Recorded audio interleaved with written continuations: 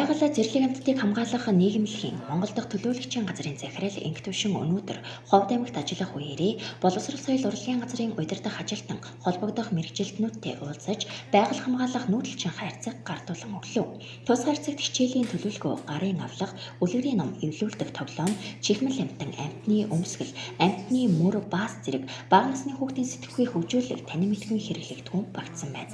Байгаль зэрлэг амьтдыг хамгаалах нийгэмлэгийн Монгол дахь төлөөлөгчийн газар нь орон нутгийн иргэдийг байгаль хамгаалах үйлсэд идэвхтэй оролцуулах, хүүхэд багчуудад байгаль орчин ан амьтдыг хайрлан хамгаалах сэтгэлгээ төлөвшүүлэх, тэдний хөгжүүлэх зорилгоор байгаль хамгаалах нүүдэлчин хайрцаг хичээлийн хөтөлбөр хэрэгжүүлдэг байна.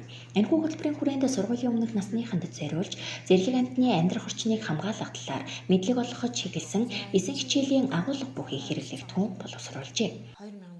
Энэ хөтөлбөр нь болохоор 2007 оноос хойш боловсруулж зүүн талын тал хээрийн нүүдэлчин амьтдтай энэ цагаан зэргийн нутаг бүхий газруудаар нэлээд тараасан хулан бүхий говийн газруудаар нэлээд тараасан энэ баруун аймагт болохоор бид нэр бүхэнд тулгуурлаж энэ нүүдэлчин хайрцагийнхаа сургалтын материалыг боловсруулсан байгаа. Энэ удаад болохоор бид нэр цэцэрлэгийн хүүхдүүдэд зориулж арай хэлбэршүүлсэн 9 хичээлтэй ийм нүүдэлчин хайрцгийг боловсруулад энэ Ховд аймгийн боловсрол соёлын газар нэг хайрцгийг өгж байна.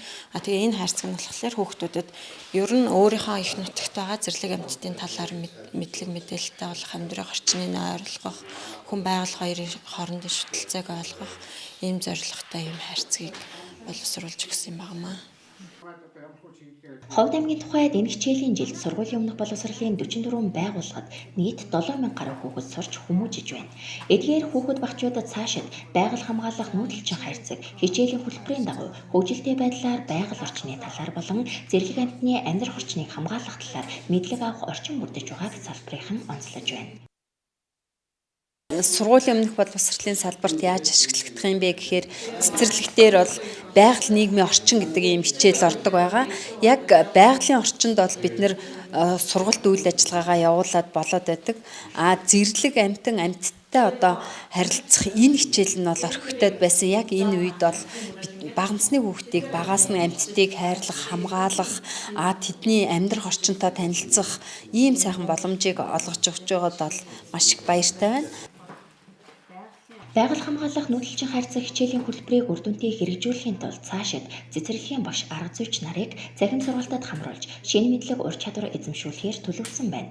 Мөн тус нийгэмлэгийн Монгол дахь төлөөлөгчийн газраас ерөнхий боловсролын сургуулийн сурагчдад зориулсан байгаль хамгаалах нүүдэлчин хайрцаг боловсруулж сургуулиудад олгох юм.